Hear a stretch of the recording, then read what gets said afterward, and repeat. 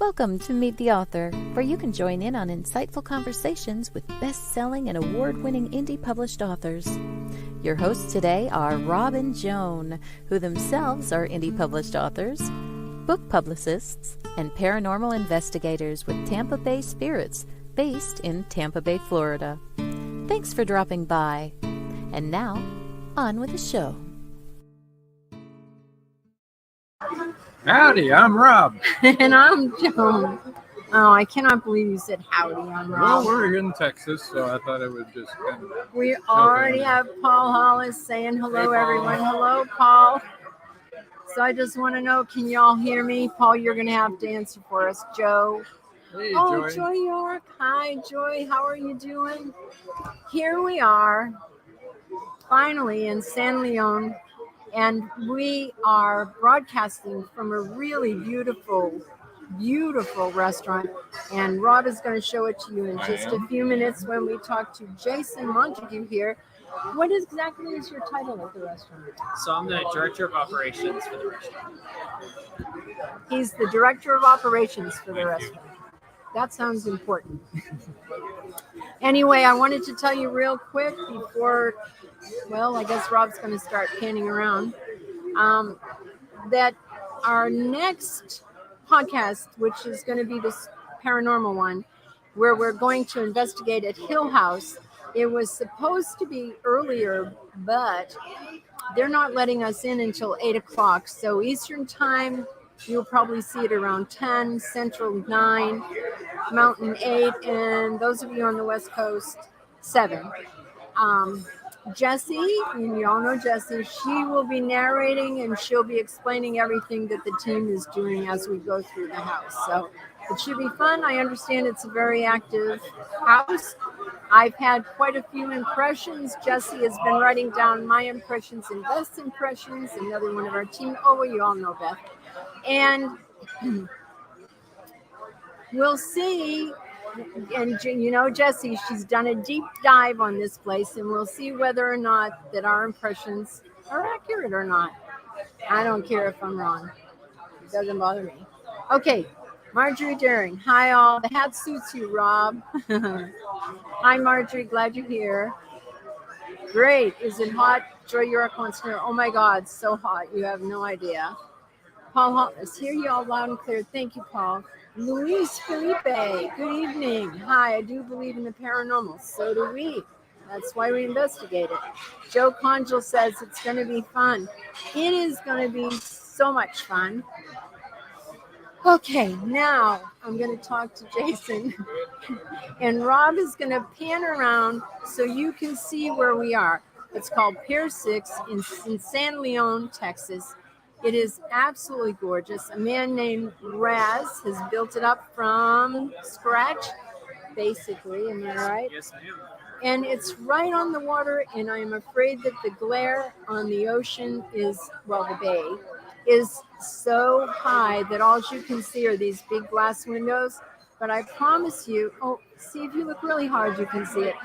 But I have a gorgeous view of the bay here. So everybody that can hear my voice, when you're in Texas, y'all need to come here and enjoy some of this wonderful food that we've eaten already tonight and have some oysters.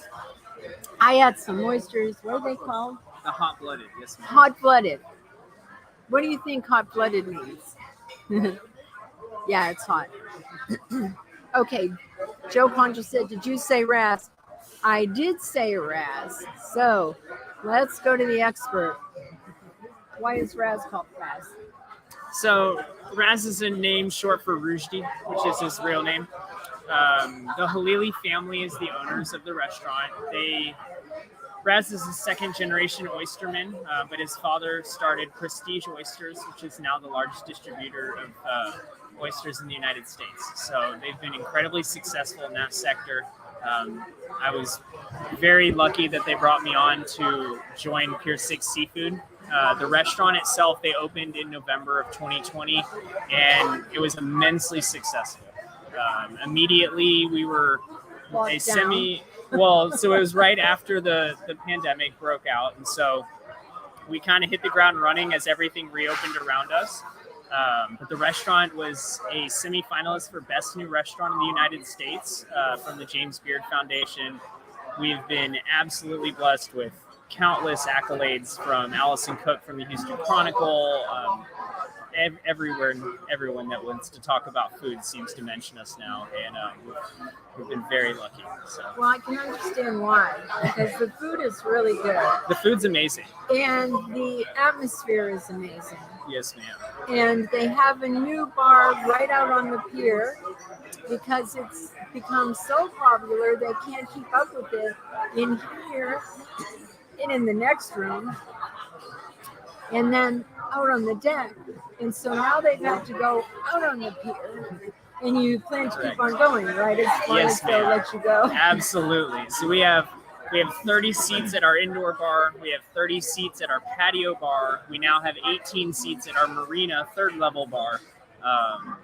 It's just been a constant growth.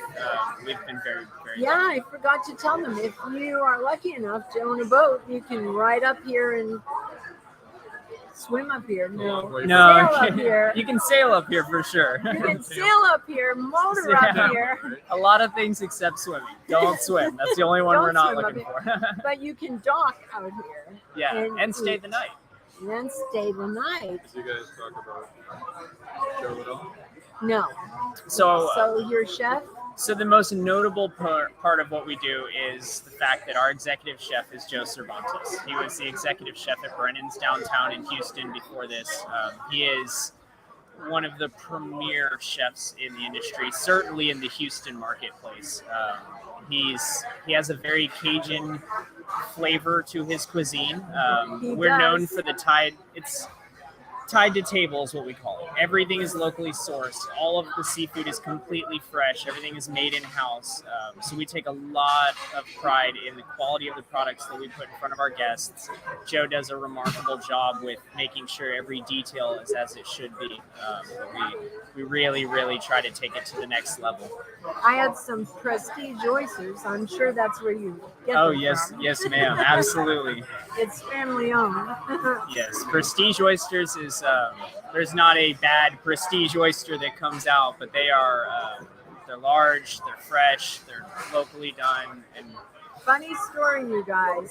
I came here and George kept saying, you have to have oysters, you have to have oysters. I'm from Massachusetts. I like clams. Clams and lobster. I love seafood. But, so George made me eat oysters. He talked me into it. I love oysters. They're wonderful. They really are. Oh my gosh, oysters are so good if you haven't tried them. You know, I bet you Joe Concha has. He's Italian. They like seafood. I'm from Indiana. I don't need oysters. A little harder to get fresh up there in Indiana. So Joe Concha says, is San Leon on the coast? It is, correct. So we're about halfway between Houston and Galveston. Right on the coast. If you look out through a clear day, you can actually see the entrance of the Port of Houston. So we are right on the pathway up there. And actually, you can watch the major shipping channel. Mm-hmm, correct. So all the big ships come across.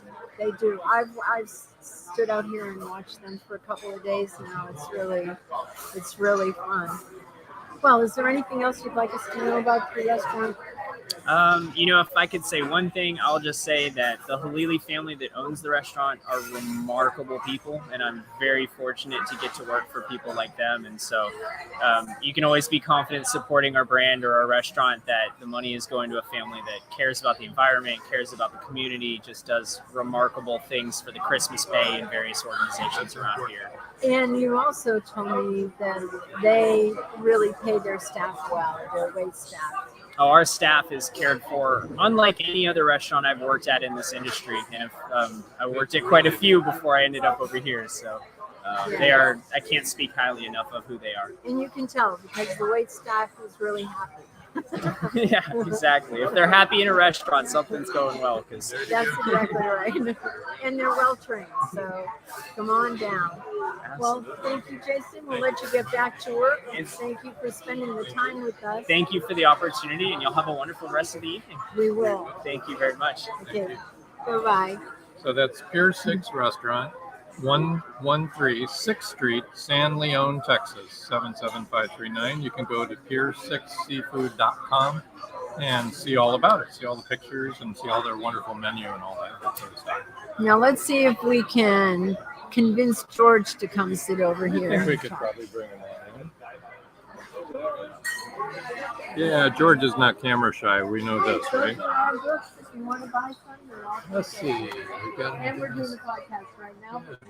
So that was just to get some kudos to the our host here, the restaurant. And now we're going to talk about authors. And we've got one of San Leon's own here. Well, welcome to Texas, where the weather is extreme and BS is an art form. I'm sure that it is. It seems to be so far, and that's what we're seeing. I just told them how you all got me to eat oysters, and now I am a convert. Oh, Paul Hollis says hi, George. You didn't get to say hi. Paul Hollis said hello, George. Hey, Paul. Oh, Joe Conchel said sell those books, John. You heard me, did you? That's right. That's what it's all about. That's what I'm here for. Just sell ours and yours, too. First, you have to be an author, and then you have to be a marketer. You know, oh, boy. Who knew that you had to promote yourself so much, right? it's not like the old days. In the old days, you wrote a manuscript. You went to a whole lot of trouble to get yourself an agent, and that involved writing out 200 or 300 query letters. And then once you got an agent, they published the book, they publicized the book, and you didn't have to worry about selling. You were an author. These days, there are a lot of authors, and there are a lot of different ways to get published that don't include an agent. You can go straight to a publisher and make a deal, as long as you're a good author. I mean, you can't just write a rag. I was very fortunate. My very first novel, a very wonderful lady, courageous lady by the name of Nancy Schumacher in Milan's Books, decided to take me on. Since then, she's bought 6 of my books. And if you're watching Nancy, thank you. She's a wonderful person. But once again, once you have the product in your hand, the next step is, you're not through. The next step is to market it. It doesn't matter how good the hot dog is.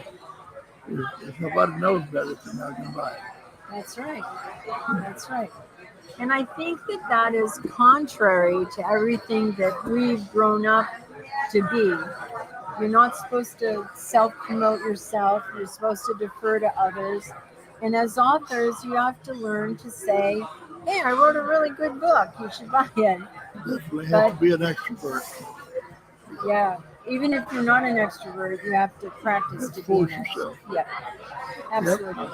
You have to be your own best salesman. But I think being a writer is a disease. Yeah. Because I know people who I have explained very carefully how hard they're going to have to work, not make any money at it, and they still need to write. I need to write, and yet I know that every book is a new challenge to get sold and marketed. I have another publisher now by the name of Fresh Ink that took on my latest book. By the way, you can go to Amazon Vella and look up the name of the book, which is Paradise by Prison, and you can read the first 3 chapters for free. So then, Nancy says, I'm watching. Nancy is watching. Oh, good. And she says, thank you, George. And you're a sweet lady, and I love you. I've enjoyed knowing you and dealing with you. I can't say enough good about you. And Joe Concha says, George, congratulations on your Kindle Vella success with Paradise My Prison. And it is a success. He's had over 59 thumbs ups, which is a big deal on Vella. Joy York said, you were correct. Many of us grew up with lessons to be humble, but sell yourself. That's right, Joy. Nobody else is going to do it. Nancy Schumacher says, hi, George, Rob, and Joan. Love you too, George. I was on YouTube and chatted, but I don't think you saw it. Oh. We should have seen it.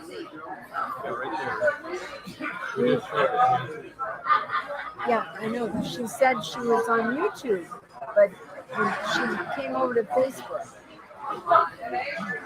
Oh yeah, we did see you on YouTube, and I read it, Nancy. But that's okay. You can watch us on YouTube or Facebook.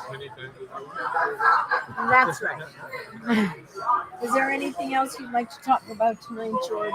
Well, I just want to say what it is, what an honor it is to get to meet you two.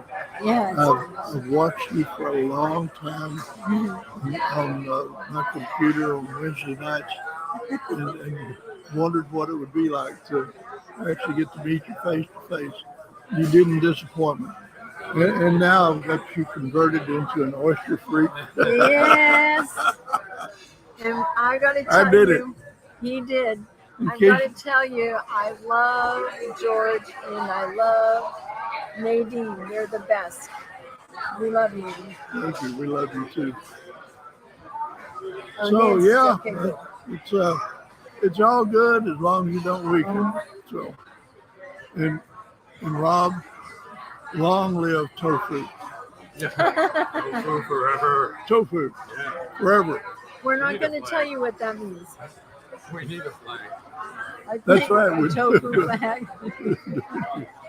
A wrinkled old arm. You can use mine. Should we tell them what it means? Okay, tell them what it means. Okay, are you ready? Tofu. Tough old farts united. There you go. And we don't eat tofu. No. Membership is free, but getting a membership card costs $500. Yeah, there you go. I think what we're going to do now is take a commercial break. Okay, we're going to take a commercial break and we'll be right back. Don't go away. And guess who else is here? You see. Because George knows people and we got to bring her in here. Yeah. So here we go. We'll be back in a couple of minutes. Thank you. Fun. People Who Like to Read Want to Get Their Hands on Books by Becka Jones. Becka Jones, the breakthrough author who tells it like it is. It takes courage to tell a story when it reveals dark secrets. Becka Jones delves deep into the hidden world of sexual abuse. She tells what happened and also tells how she survived. Meant to Be is much more than just entertaining. Meant to Be gives you a point of reference, hope to cling to, and becomes a guide for survival if you have suffered the same thing. Meant to Be, Becka Jones, a must-have. Meant to Be is available on Amazon, Barnes & Noble, and many other bookseller websites.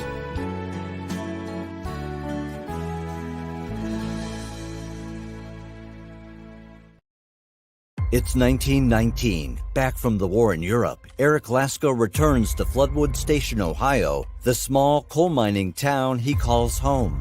There, he faces new foes. One poses a threat to his personal long-term relationship.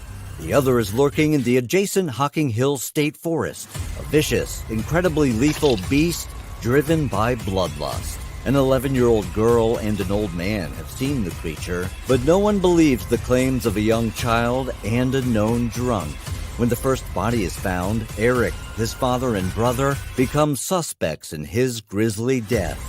To clear himself and his family, Eric must prove the beast exists. As the gruesome body count rises, the immigrant miners realize what's stalking their town. Every country calls it by a different name, but the creature is the same.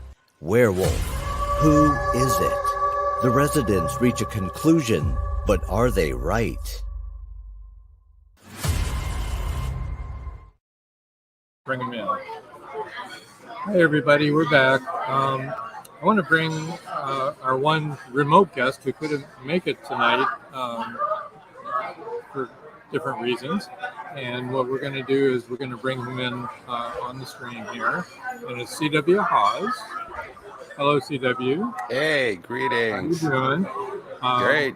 We're going to have you be here. You feel free to, and, if you have questions or anything or comments, go ahead and make them. We're going to move you over to the side, and we're going to talk with Becka first. Sure. And I just didn't want you sitting backstage all that time. Oh, thanks. Thanks. It's the least we could do, right? Yeah, we don't even serve food in the green room, so. Yeah. Well, So we'll just move you over. Yep. All right, there you go. All right. Can you see okay? Yes, I can. Awesome. Okay, everybody, this is Becka Jones. You've seen her commercials all the time on our show. Nancy says, hi, Becka. Nancy Schumacher. Stephen G's. Suggested title for new Dismukes novel, The Hot Pepper Salsa Caper. Sitting here eating me some Dismukes salsa on chips. Yeah. Oh, yeah, we heard that he sent you some. He's converted me to oysters, and I had blooded oysters. Yeah, steam comes out. It does. Sure. And I had to drink a lot of water and eat bread before I could talk on the show. Paul Hollis says, hi, Becka. Hi. Okay, so you've seen Becca's commercials on our shows for a long time now. And here she is in person. Now, you wanted to read something today? I did. Which book do you want to read from? So I want to read from, this is from my romance novella about swimming with dolphins, because I used to swim with dolphins.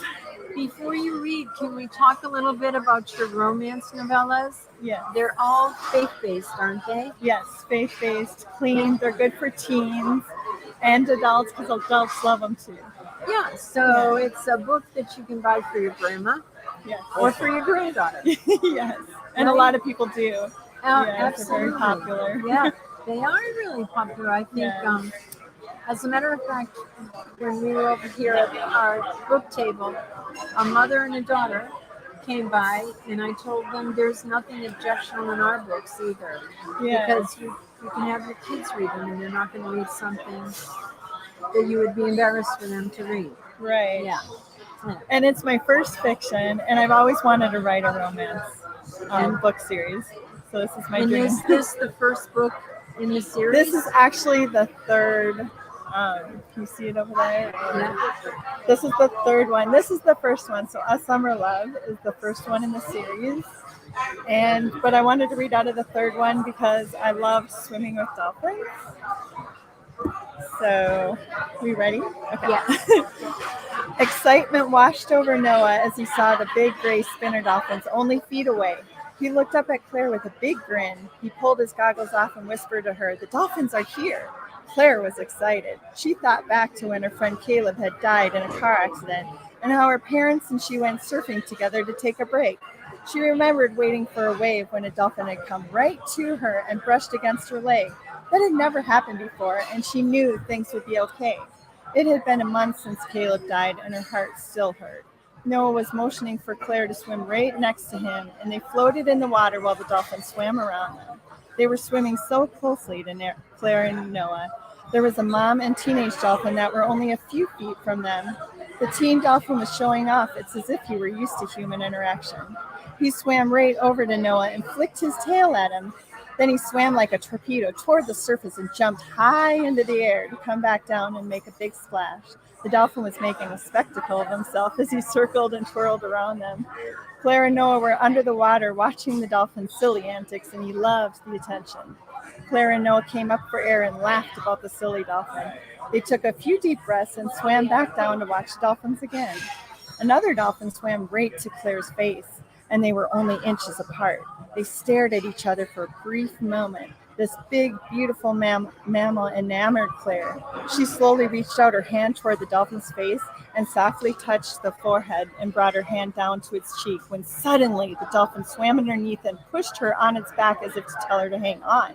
She grabbed the dorsal fin and the dolphin took off. Claire hung on as tightly as she could. The skin felt rubbery and it wasn't hard to hang on, but the dolphin's body wiggled from side to side and she felt like she was on a bucking bronco. She was holding on for dear life. Claire held her breath as best she could, and with the water rushing over her face and into her nose, she couldn't do it anymore. She let the dolphin go and swam to the surface as quickly as she could. As Claire came up for a deep breath, she heard Noah screaming, "Claire, Claire!" He had a panic-stricken voice as he said her name repeatedly. Claire looked around for him but didn't see him. "I'm here," she sputtered as she coughed in the water that seemed to trickle down her throat. Claire was still coughing when she felt Noah's hand on her shoulder. He twirled her around and hugged her closely when he said, "Claire, I was so scared. All I saw was that dolphin grab you in its mouth and it took off with you. You would think that the dolphin was going to drown you." Claire pulled away from Noah and giggled as she said, "That's not what happened at all. Noah, I had a connection with that dolphin and it wanted me to go for a ride, so I did." Noah looked stunned as he asked, "So you're okay?" Claire smiled, "Of course," as she kissed Noah on the lips and she said, "I'm just fine." Noah had a wave of relief come over him. He said, "Good, well, I think it's time for us to go back in. I've had enough adventure for the day." Claire agreed and laughed as she said, "Me too." Excellent. That sounded so good. Okay, we have some comments, some of them about dolphins. Paul Hollis says, "Hi, Becca." Maybe I already said that. Nancy Schumacher said, "I wanted to mention, not only is Becca a wonderful writer, but she has an Etsy store and is a dynamite jewelry designer." Oh, yes, she is. And actually, I don't know if you can see it, but I'm wearing a piece of jewelry that she made. It's a sunrise shell that's only found in the Hawaiian Islands, and it's for royalty. And here's the royalty right here. And it has Hawaiian sand in it. From Oahu. Yeah, it's really cool. Thank you for that. And Hawaii's after you because you took that sand away. Right? I think so. So Nancy Schumacher, oh yeah, I said that. Joe Contra said, "Hi Becca, how much fun is it to swim with the dolphins?"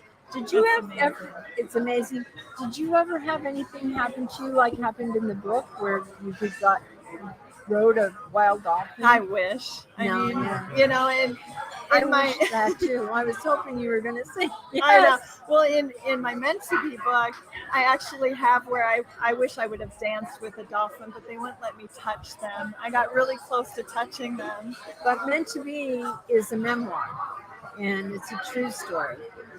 Whereas her romance novel and her other books are fiction, and also actually your children's books are kind of based on real life too. They're grandma and grandpa stories about my grandparents. About your grandparents. They're very fun. Oh, there was a gravity check. I don't know if you. Oh, Linda's here. Hi, Linda. Okay, Linda Sendfer Cordella says, "Hey Becca, looking forward to reading the romance novels. Meant to Be was great. God is good." Yes. Amen to that. Paul Hollis said that was a fascinating reading. Paul Hollis, "I swim with manatees once. They tried to drown me." Oh no. That would be amazing though, to swim with them. And Joe Contra said, "Queen Joan." That's right. You got it. Yeah, I knew you meant drown you. I read it, drown me. So, Paul, do you want us to drown you? Or drown you. Or are you just correcting that? Drown you. Okay. Is there anything else you would like to talk about, Becca, while we're here? I have over 20 books that are on Amazon and my website, and my goal is to write 150 books before I die. That's my goal. So Okay. I'm self. What's that? Maybe more, right? And maybe more. Yeah, And I should have picked this up. Here's Becca's information. Can you read that for me? Yes. Authors Jones website. Becka L. Jones.wixsite.com/my published books, or you can find the books on indiebooksource.com/books-by-Becka-L-Jones. That's a lot. In her email? Email Becca bringing stories to life at yahoo.com.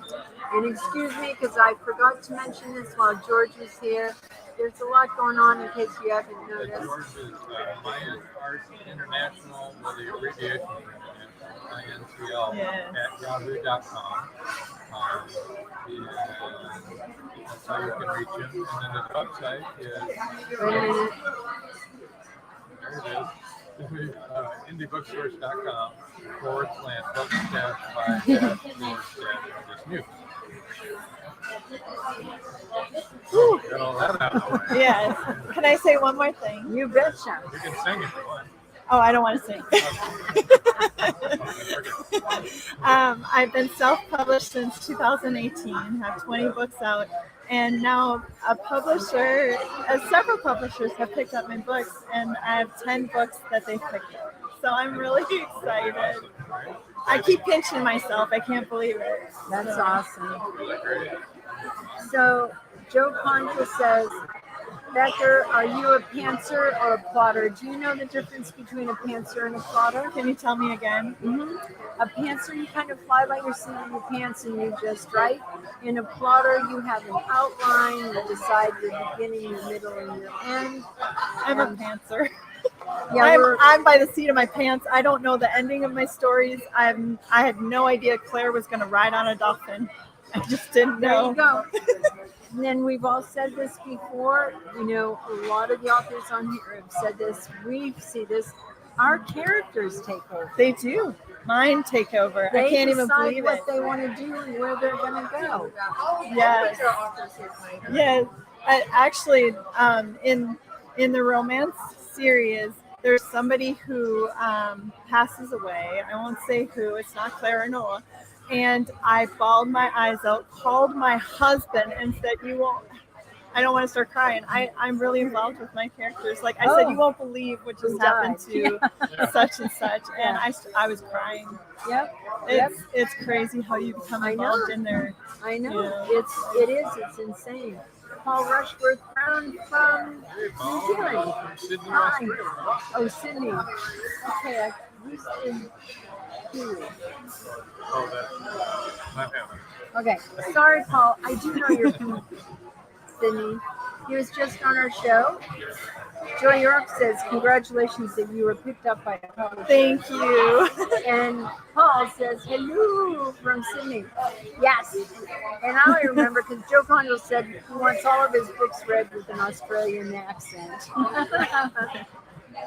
Sydney. I know. I couldn't. We have to yell, emphasize.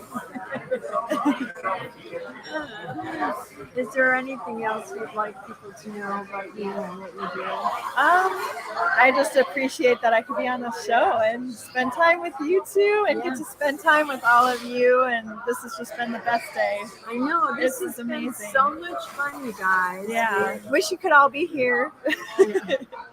Paul says, you forgot me so soon. Yeah, just a week. I'm sorry. We were talking I'm about, always. We were just Paul, talking about you. Well, we were talking with you about Kiwi. So That's probably. it was continuing to come. Or I just got confused. Well, that could be. Uh-oh. Yes. Yeah, we met at George's house the first night that we got in here, and we just found out we had an immediate connection. Yeah. Like, immediate. We're BFFs. We are Forever. BFFs. And you can tell because she made me a necklace. Yes. And it's been amazing. I love her husband in a good sister way. Yes, yes. Actually, kind of like a mother-son way. Aww. I love I'm it. old enough to be his mom. Everybody loves him. Paul said he's always confused. I'm always confused. Poor Joe Poncho, we called Joe Congo for the longest time. But it's pronounced Poncho. So why don't we break for our second set of commercials? All right, we'll be right We'll back. come back with C.W. Hawes and Sherry Thompson. Fun. Bye. Stand by, we got a bunch more to go here. Don't go away.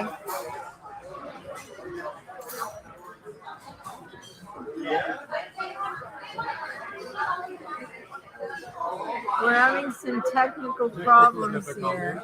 This is the right one. Now on Kindle Vella.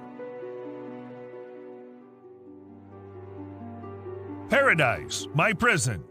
Charlie Flint awakens from a deep sleep and finds himself alone on a tropical beach surrounded by a palm tree jungle and exotic animals. He cannot remember who he is or anything about his life.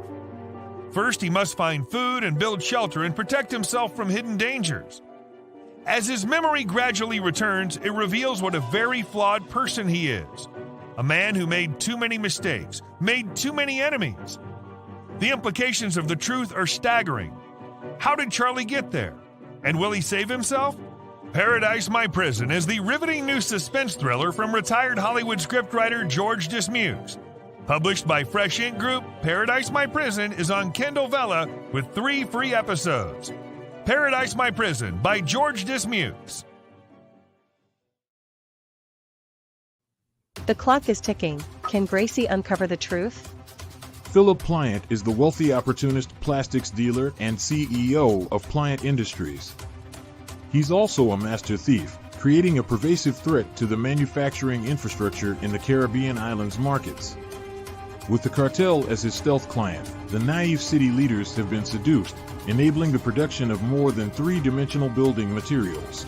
The expected profits are monstrous. Is the R Group, now led by Gracie and the family heirs, strong enough to win against this predator? Can JJ's cats act on the root cause analysis in time? Will Gracie be able to squash Pliant and the cartels? Gracie never considered their lives would hang in the balance. The clock is ticking. 5, 4, 3.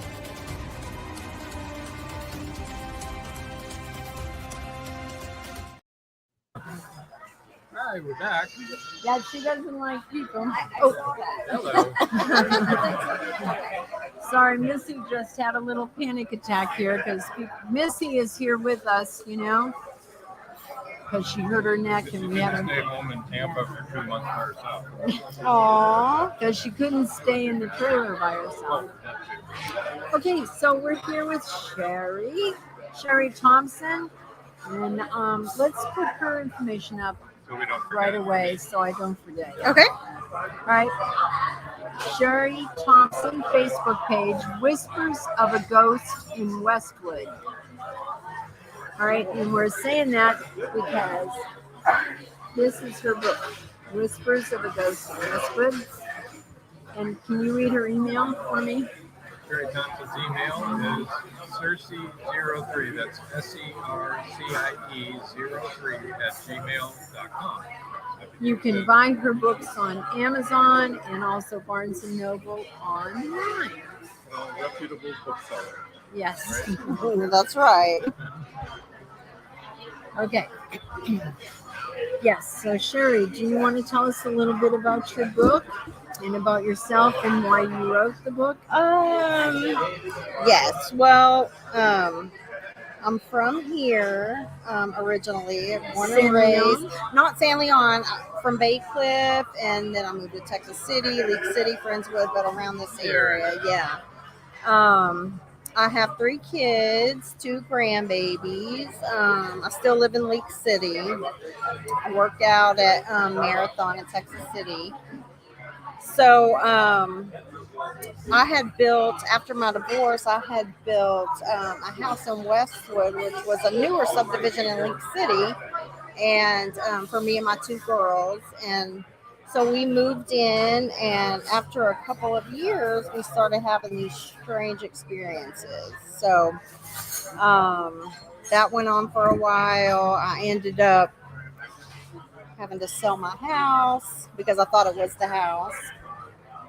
And then I moved into my brother's rental house, and it followed me. And so anyway, after all that was over with, I just wanted to share my story, and I've never really thought about writing a book or anything like that, but I really wanted to get my story out. So this is nonfiction, you guys, and it's called Whispers of a Ghost in Westwood. And I just think it's amazing. She didn't know we were paranormal. No, I did not. Paranormal investigators. And Brian Treydig goes, "Ghosts? Did you say ghosts?" Because Brian, runs a ghost tour in Galveston. Oh, he does, in Galveston. Yes. Oh, wow. What's the name of the ghost tours, Brian? Go ahead, give yourself a plug. Let's get you a plug here. Plus, I want to say Paul, oops, sorry. Paul said, hope you have a good trip. I do too. Yeah. We're 1 weekend, not quite a week into it. And a lot is going on already. Yeah, we're here. Yeah, tune in for our paranormal podcast on July 3rd. And Brian says, that's right. Brian, what's the name of your ghost tour? Because I know Sherry would like to know. I would like to She know, would like yes. to go because she's right here local. We're right here with a whole bunch of local people that would like to know. Definitely. Tell us, Brian, how people can reach you to do your ghost tour. So this is a real story. Yes. And we were talking earlier, and you had no idea we were paranormal investigators. No, I had no idea. No, not at all. George had told me that. Yeah. So, yeah, it's just crazy. Yeah, so it was right up our alley. I was like, I saw the name of the title of her book, and I said, is that a true story? Yeah. And she said, yes, it is. Can you give us any snippets of ideas of something that happened? Oh, the kind of things that happened? Yes, like I would have my doors would slam. I had a lot of things happened in my guest bedroom. Like I had a fan in there, and it would turn on by itself, and you would have to manually turn it on. I would hear it. I would go in. I'd turn it off. I'd go outside, come back in. It would be on. I had banging on the door when I was in the bathroom. Oh, how rude. Yeah, I know. And, you go out there and nobody's there, and you'd go outside and the kitchen cabinets would all be open, and, I'd come home from work and my garbage disposal would be on, or my washing, just constantly. I'd be laying in bed and watch my ceiling fan just spin real slow, and then it would stop, and then it would go the other way. But yeah, at first I thought I was crazy because it started out really small, and then it got it got more and more, and it was kind of terrifying. For a while, I had my girls go stay with their dad because I didn't want them at the house. I didn't know what it was. So, and yeah. This was in a new house that you built. Do what? And this was in a new house that you built. Brand new house. Not yes. some old haunted thing, but a brand new house. Brand new house. Oh, that is scary. Did you hear that when she left that brand new house, it followed her. It followed her. It followed me. That's and even more spooky. Yeah, well, actually, when I had put my stuff in storage and moved in with my boyfriend at the time, and when I went to move out and get all my stuff out of the storage, everything was destroyed. I had like lamps that had been the wiring had been pulled out, and even at that time, I was thinking, were we careless? Or, I really thought I was crazy. And it didn't make sense until the very end, till I realized what it was. And then we it all. save that for the book. Yes, I'm not going to say. We'll save that for the book for what it was, but I just want to tell y'all that what she's talking about is so common, and that's really why we do what we do in paranormal investigation. It isn't for grins and giggles or anything like that, or to get scared. We don't get scared, actually, but it's to help people that are in her situation, that are thinking that they're crazy, and actually she's living with something that's really negative, and it's not anything like wiring that's gone bad or anything like that. This really happens to real people all the time. And I mean, we really want to help those people. First of all, to let you know you're not crazy. Thank you. Yeah, and then it's not. It's. Joe Conville says haunted grounds before the house was built. Maybe. Well, you'll have to read the book. Kristen says good evening. Hi, Chris. Brian Trabig. Brian Trabig said, "This is awesome." It is awesome. Yeah, my dad had told me that back in the day when he was younger, he used to camp out there on that ground when he was a Cub Scout or something, and so his teachers or Cub Scout leaders would tell them about it being haunted. So that's what we thought at first, was maybe there was something to that. And I also live sort of by the Killing Fields, which is in Lake City. I don't know if you've heard of that, but it's not far from my house. So that was another theory, was it the Killing Fields? Yeah. Oh, tell people what the Killing Fields So are. the Killing Fields, I don't really know a whole lot about it, but you can see it on Netflix.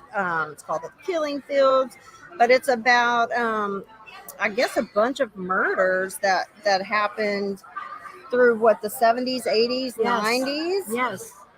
And they found a bunch of bodies off of Calder Road, I believe, which is right down the road from me. In fact, the neighborhood that I live in right now, one of the girls that was murdered lived on my street. Oh, that's so sad. So, yeah, it was really bad. So, yeah, so we didn't know what to think. So Brian says, yes, those who passed on are people. They need help. And that's true. The people, and that's what Rob and I do, and our whole team, actually. None of us are provokers. We don't try to provoke any spirits or get them to react at all. We're there actually, it's kind of like a middleman to find out what the living person and the person who's passed on need, to see if they can cohabitate. And sometimes they can, and sometimes that works, because there can be mutual respects and boundaries and stuff like that. But sometimes they just need help to move on and to go someplace else, and other stuff. Yeah. And Chris Chrisman says it needs to be made normal, not spooky. Yeah, definitely do not be. Well, I've said this before. Don't be afraid. Don't feed that. It's not good. Brian Trabig said that is the main goal, right? To bring peace and compatibility between both. Brian Trabig said, "Oh gosh, yes, the Killing Fields in and around League City. Yeah, they're infamous." Yeah. Marjorie Deering says, "Rob, you need a lazy Susan for the mic." It's How about hard to this? hear Is you. this better? Okay. All right. It is. No, I'm letting the ladies do all the talking here. It hasn't just been ladies. George was on. That's true. I'm sorry, I'm losing my voice. You can blame George that I'm using my voice, because I had those, what do they call those oysters that are so hot here? Hot-blooded oysters. They're so good, but steam came up. Oh, yeah, I wouldn't like that, yeah. I did like it. I like it. It is really loud in here. It is loud. Yeah, so if you're having trouble hearing us, We're in the middle of a very popular, very busy restaurant. At dinner time. At Yeah. dinner in time. Texas. In Texas. There you go. People are In hungry. a seafood house. Yeah, they're hungry. Big on appetite. on the coast. Brian Trevig says, agreed. Brian, we still need to know, Brian, the name of your ghost tour. How do people get in touch with you so they can go on the ghost tour? Joe Conjal said, should have had the muscles. You know what? The specialty of the house, though, is oysters, because the son of the man who owns Prestige Oysters, which is the biggest oyster catcher and producer here, is his dad. Oh, wow. Okay. Oh, Marjorie Deering said she'd hate to miss any dad jokes. I'm glad you didn't say bad jokes. It depends on the person. Brian Trevig said we can still hear you just fine. Good. I'm glad. And Connie Cleary says, hello, everyone. Hi, Connie. Glad that you could make it to the show tonight. It's been really fun. I hope you've been here for the whole time. Why don't we take our last commercial break and then we'll come back and finish off with CW. CW. We'll finish off CW. Okay. So I'm done? Okay, we're going to take As a soon break as we here. go to commercial. Oh, okay. Okay. Sorry. That's okay. No worries. Okay, here we go. And don't go away, folks. We'll be right back.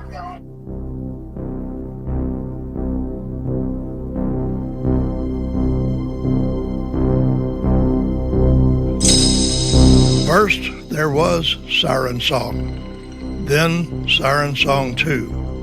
Now comes The Siren Hunter, a continuing saga about Angie Holland and her never-ending battle with the mythological denizens that are not even supposed to exist. Is The Siren Hunter a conclusion to the undersea horror? Only the sirens know for sure. The Siren Hunter, now available on Amazon, Barnes & Noble, and many other bookseller websites. Or contact this podcast. The trilogy is complete.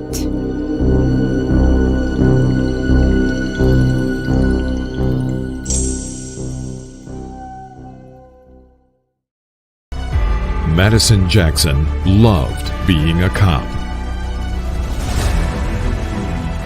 A young girl is raped and murdered near Burnett Reservoir.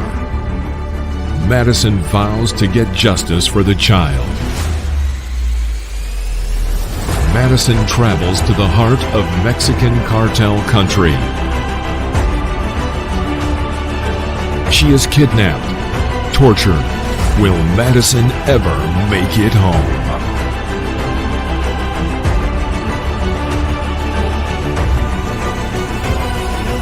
Justice by Kelly Marshall, only at Amazon.com.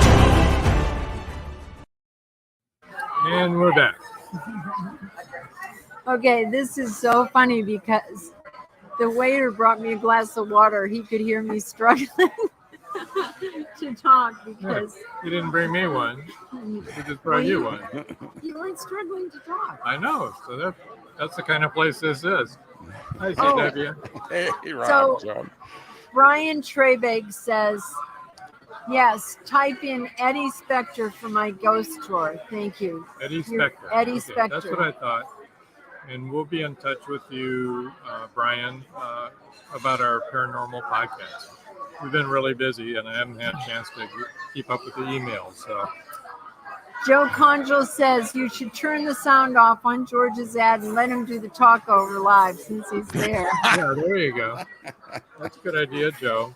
Oh my gosh. I thought the show would go a lot longer than this, but we've whipped through everybody really fast. Yeah, so we can take our time with you now. Yeah, you can talk for an hour if you want. Yeah, you got an hour. An hour's worth of talking, right? Hey, that's when I was in high school. My 11th grade speech teacher said to the class, I wasn't in the class at the time. I was working on debate stuff. But the speech teacher said to the class that I was the only person that he knew who could talk for any length of time and say absolutely nothing. That's funny. That's good. So. I don't know. We could have a contest. Ready, set, go. Of course, your teacher hadn't met me. Yeah, well, would have been a tie. Well, then when I came back to the class, the next session, they wanted a demonstration. So he asked if it was all right. I said, yeah, sure. So the class talked about a subject, a topic to speak on. And they decided on what a rainstorm feels like to a horse.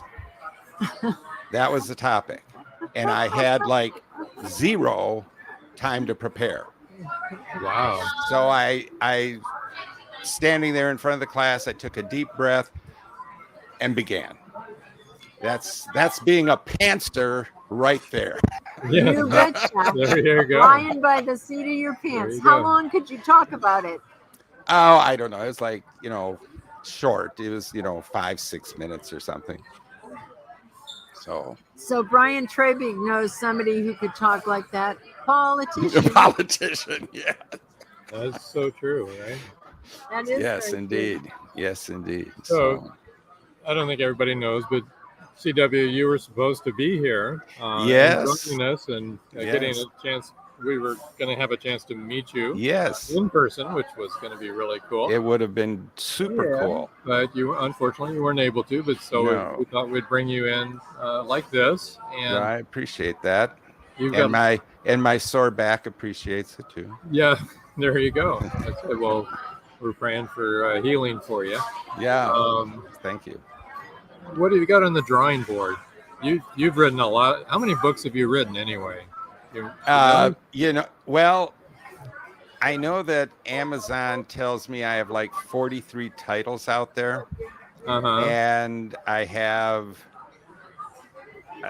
other stuff that I've written that isn't, it's like published only to my mailing list and stuff like that. So I don't know. It's probably 45 to 50. That's a lot of books. So you better get busy. So some of that stuff is stories too. It's not all novels, but because I like short stories, and I did have a collection up on Vella, but unfortunately it didn't get any traction, so I took it down. Oh, so you tried Vella and it didn't work for you very much? It didn't work. No. Oh, really? That's really interesting. Yeah. Well, and I know. Well, I didn't want to go on Vella. I said that isn't my cup of tea. But then another writer that I know was having some good success on Vella, and so I said, well, what the heck, give me a shot. So I had a whole, a bunch of short stories, flash fiction, and I put it all together in a collection called Tales of the what did I call it? Tales of the Arabesque and Macabre or something like that. And I put it out there on Vella, and so like I said, it didn't do anything, so I took it down. But I'm thinking that what I'll do is I'll just normally publish it sometime this year. So George, right now has a book out. And I'm glad that he's doing. I'm glad it's doing well. Now, is he getting any help from the publisher in promoting it? Well, see, there's the key.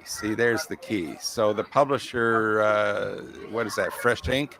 They must have some good marketing stuff to promote. Yeah, that. that's. Go ahead. Go ahead. That's Fresh Ink Group. So it's Beam Weeks and Stephen G's. They do really a bang up job. They're out there working real hard. They really, we've noticed that they really promote their authors. And that's kind of rare today with publishers. It's very rare today. Yeah. You know, they just don't do that anymore. And I know Fresh Ink is small. I haven't really checked them out much, but I know they're kind of small. But you know, which you would think if you're a small publisher, you might be able to invest more in your authors, but a lot of them don't. You know.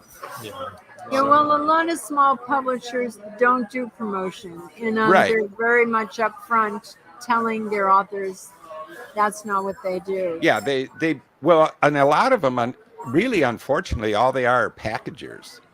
You know, they format your book, they get a cover, and that's basically it, which is all really stuff you can do on your own. Now, Joe Concho said the volume of books, he's speaking of the volume of books that CW has written, is amazing considering he handwrites all of it. Yes, I do. Which is pretty amazing, really. Which, and you know, I use something like this. What is that anyway? Yeah. Is that a straw? Yeah, right. A fountain pen or maybe a pencil. So, ooh, pencil. Old school. I love pencils, actually. I do too, actually. Because you can erase. Yeah. Well, yes, you can erase, but when I'm writing, I actually don't really erase much. I just scratch over it and keep going, you know. So. Connie Cleary says that's impressive. I know, Connie. Yeah. We are all every time I forget about that, and then when I hear it again, it's like, what? Holy, I know. Well, you know, there's a method to the madness, and it goes all the way back to when I was in high school and college. You know, I'll admit that basically I'm lazy. And so I'd rather spend my time doing something other than studying or researching papers or whatever. So what I usually would do is when it came to writing a paper, I would write it like 2 days before it was due, handwrite it out. The day before it was due, I'd type it up and I would edit while I was typing. And then I yank it out of the typewriter. What's a typewriter? Yeah, I know. It's like a computer. Yes, like a computer. except that there's no screen or anything. And so I yank it out of the typewriter and I turn it in. That was it. And I passed, so it worked. There you go. But that's cool. But that methodology has basically stayed with me, and that's basically how I do it. I handwrite it. As I'm typing it, I do the initial edit, and then because I have more time now and I don't have any professor that I have to turn it into, I do, you know, I'll do some more reading. I run it through Pro Writing Aid for edit stuff, and you know, so I do a little bit more, but it works, and it works for me, and that's what's important. Yeah, exactly. That's what counts. Chris Christman says, thanks for the info about Bella. That's interesting information. And Brian Trapig says, I was with Page Park's talent agency, and when I was the best Houston actor, they didn't promote me. Strange that they didn't want to help me. That is strange. Yeah, I mean, it is. If that's your talent agent. Yeah, it's nuts. Sorry, I meant I got a Best Actor award, and Right. they didn't acknowledge. Yeah, but yeah, well, that's just as bad. That stinks. Yeah. yeah, Really does. yeah. Yeah. So. And see, that's kind of what we've been talking about tonight too, and it came up last night.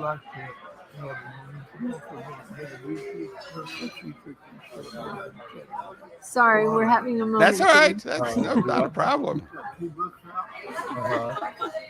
Anyway, we've been talking about the fact tonight that we as authors really have to promote ourselves, and we have to learn how to sell ourselves. Yeah. And it's very, very hard, I think, to say, Oh, I'm good. My books are good. Sure, yeah. You know, you should buy my books. You notice I had no trouble earlier saying, "You want to buy my books? I'm right here." Yeah. Well, and you're absolutely right, Joan, that the fact that I think we got to finish up with CW. The fact that we do have to promote ourselves, and a lot of us are introverts, and it's difficult to do that. Plus, we live in a society that doesn't look well on that. Self-promotion is not good. No, and it's very difficult to do because you have that, feeling that this is really bad to promote myself. Well, we're kind of taught not to, and so what we have to really do, and it's difficult. It's very difficult. I certainly find it exceedingly difficult to go out there and say, you know what, I'm really doggone good. And this book is really doggone good. Now, it may not be the best book that's out there, but you know what? It's doggone good. You should buy it. There you go. Yeah. But do that to a real customer. Right. So what do you have coming up? Do you have any new ones on the drawing board right now? Well, currently I am working on typing up and editing my Magnolia Bluff book that's scheduled to come out in October. Your October slot, okay. Yeah, I'm the October slot for this year. And then I'm working on writing the Magnolia Bluff book that is slotted to come out in February. Oh, you come out after us. Yes, right after you. So that's what I'm working on right now, and of course I'm always coming up with new ideas and have stuff on the drawing board, and that keeps you pretty busy. Well, it does, and I keep thinking about that occult ghost detective, I told you guys about before, and so I keep thinking about that and say, boy, I really like to get him launched, so I have to carve out some time. Wasn't Sherry interesting? Yes, very.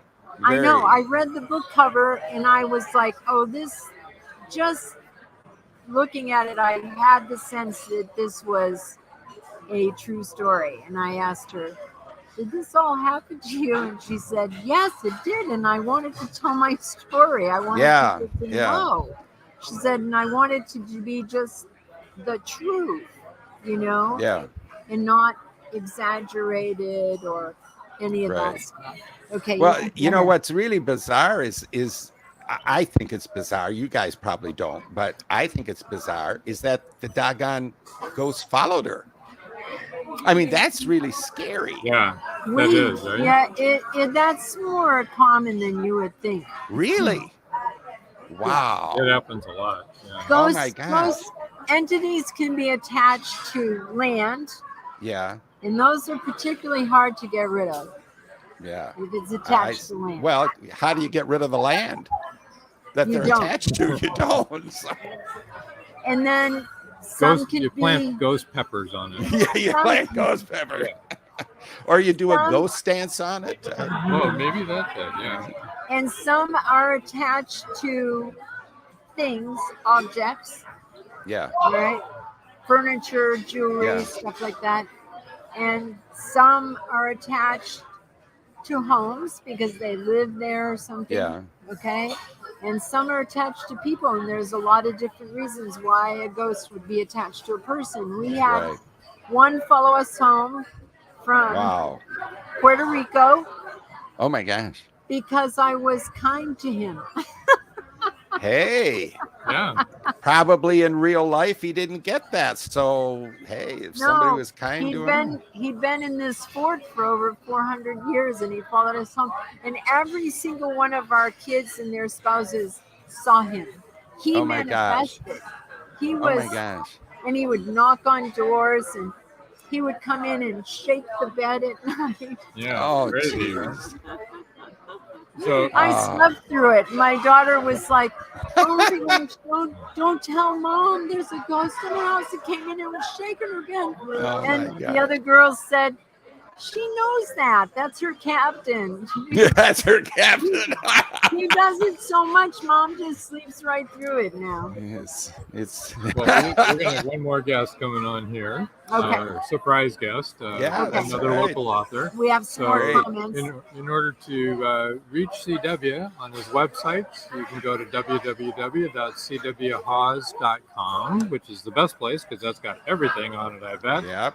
And you also have your books, some of your books listed anyway on indieBookSource.com/books/by-c-w-Hawes. And then to email, if you want to send him a letter, I'm sure he'd like to Hear from you. Send you some snail mail back. It's cwhawes@gmail.com if you want to reach him back. Now, wait a minute. We have a few more comments before we bring on our surprise guest, whom it's going to be a real surprise because I don't even know who it is. So Chris Chrisman said, "This is so true," when we were talking about ghosts and stuff. Yeah. No, he was talking about promoting, when we're self-promoting, how difficult it is. Yeah. Brian Trebig said he fired his talent agent as well. Yay. That was a good plan. There you go. Brian Trebig said, "I am doing the same thing, my friend. I try to be humble, but damn, I am good at my job and I believe in myself, so hell yeah. I am finally seeing my kick-ass.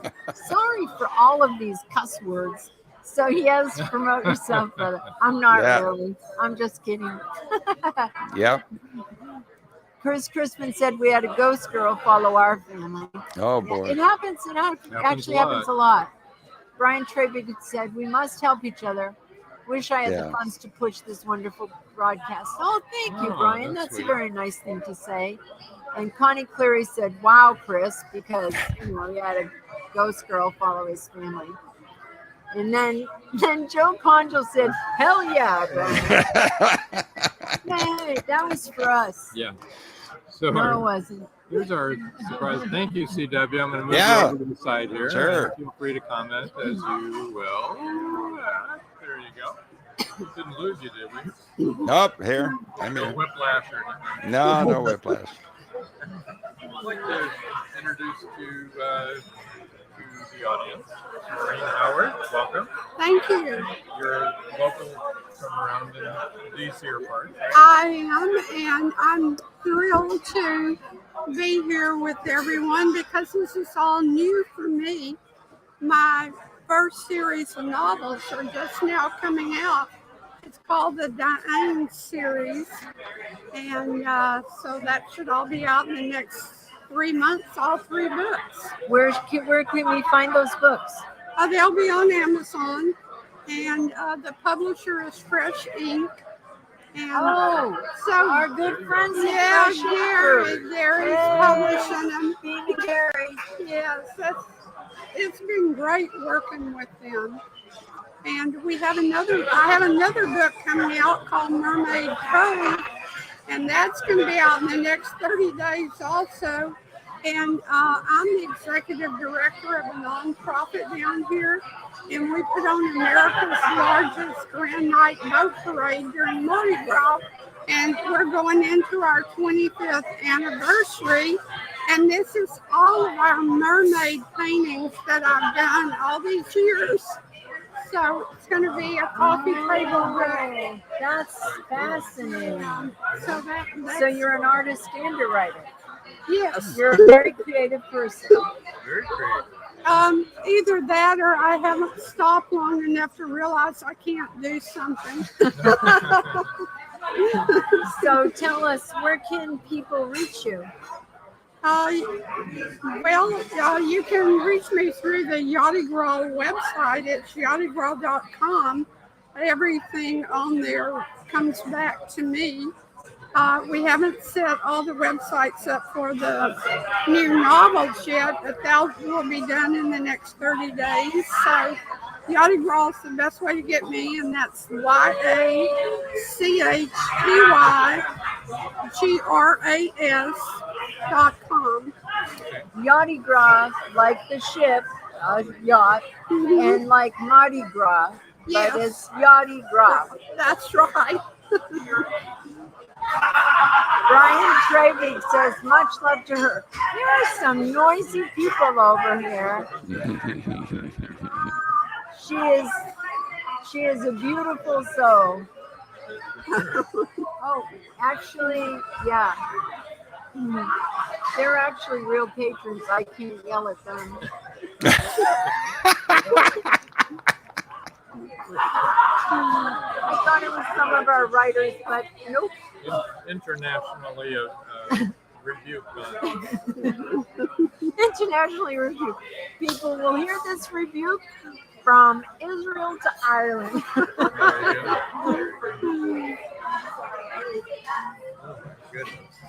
Well, as long as they're having fun. They are. They're having a good time. See, everybody has a good time here. You don't even have to drink because you can have a good time here. Oh my gosh. Well, thanks for coming on. Well, thank you so much. I look forward to working with you in the future. And when all these other books come out, we'll do this again.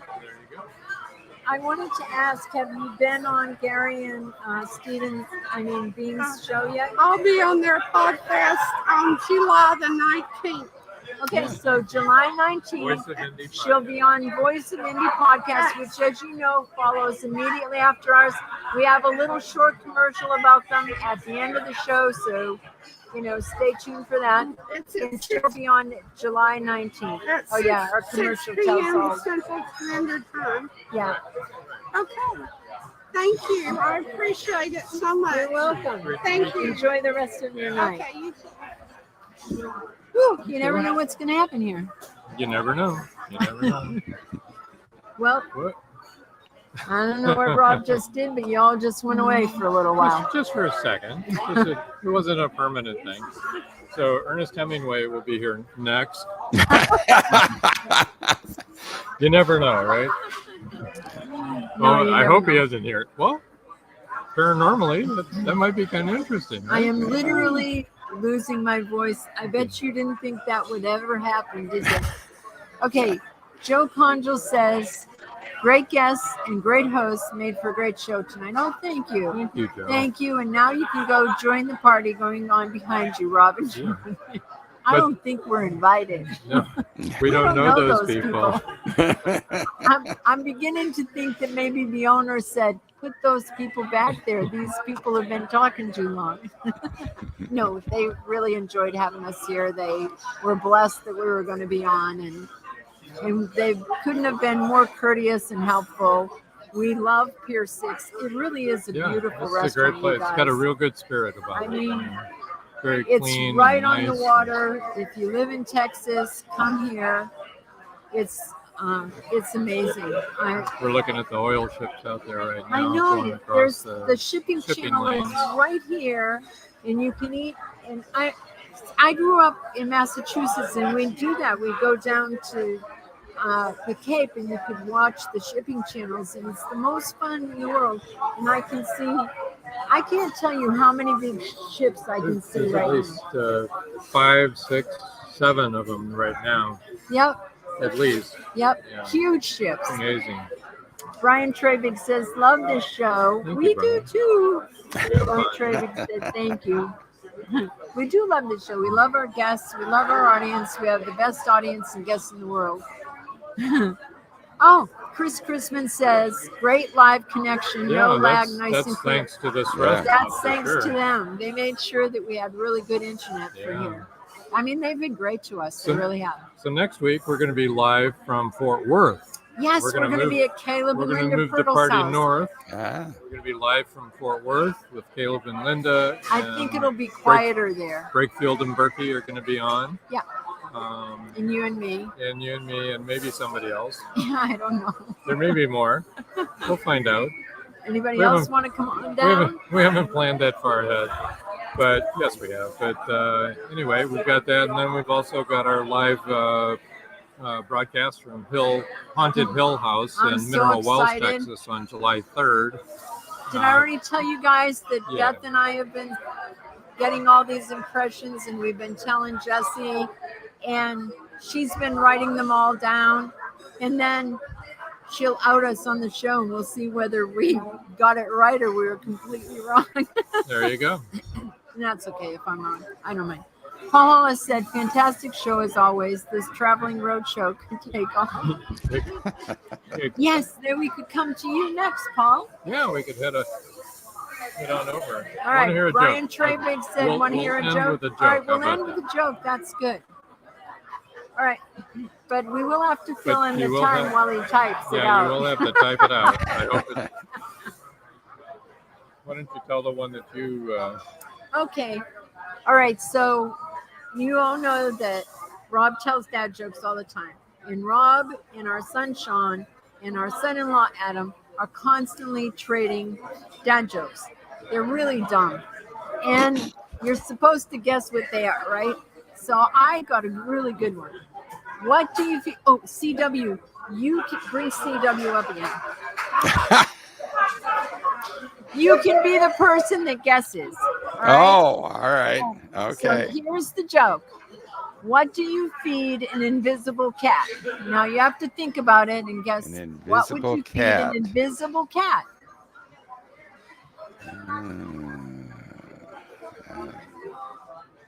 I There's don't know. $10,000 at stake here. No, there isn't. $10,000 at stake here. No pressure. Our I 8-year-old see. Our 8-year-old granddaughter said invisible food, which was a pretty good guess. Yeah, that is a good But guess. that wasn't the yeah. right one. No, that would be. Evaporated milk. Oh, of course. Okay, Brian, if you're going to do the joke, That's a long joke. Evaporated to have milk. you Okay. type it in because we're closing I here. ran shortly. out of jokes, Brian.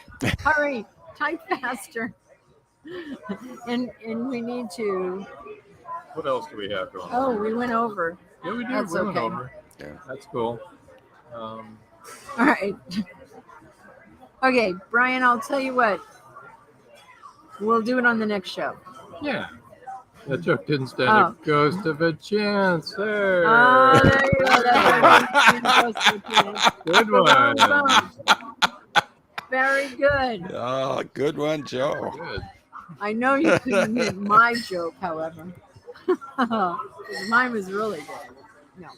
So I think we're going to sign off now. CW, thank you for joining. Yeah, us thank this you for having crazy- me. All of our Appreciate guests that. in our audience. And everybody else that's We've got so behind much us fun. here. It's been really good. And thank you, everybody that's participated in the audience. We appreciate that as well. And I guess That's all, folks. unless there's something else, No, there isn't. there isn't. Live every Wednesday, your Voice of Indie hosts Beam Weeks and Stephen G's welcome authors, musicians, publishing industry pros, artists, and assorted creative guests for an exciting interactive hour. Call in during the show or post questions and comments on Twitter for responses in real time. Meet your favorite indie creators, learn inside tips, network, and promote your work. The link for each week's show is pinned on Twitter atop @VoiceOfIndie, and you can receive the link every Wednesday morning in your inbox by subscribing to our newsletter at freshinkgroup.com. Check out Voice of Indie every Wednesday on Blog Talk Radio and catch hundreds of episodes archived everywhere from our websites to our YouTube channel and Spotify.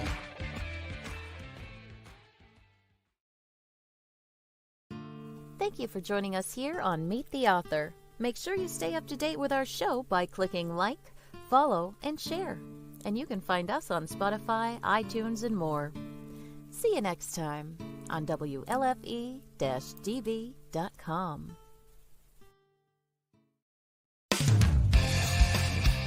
You've been listening to WLFE-DB.com,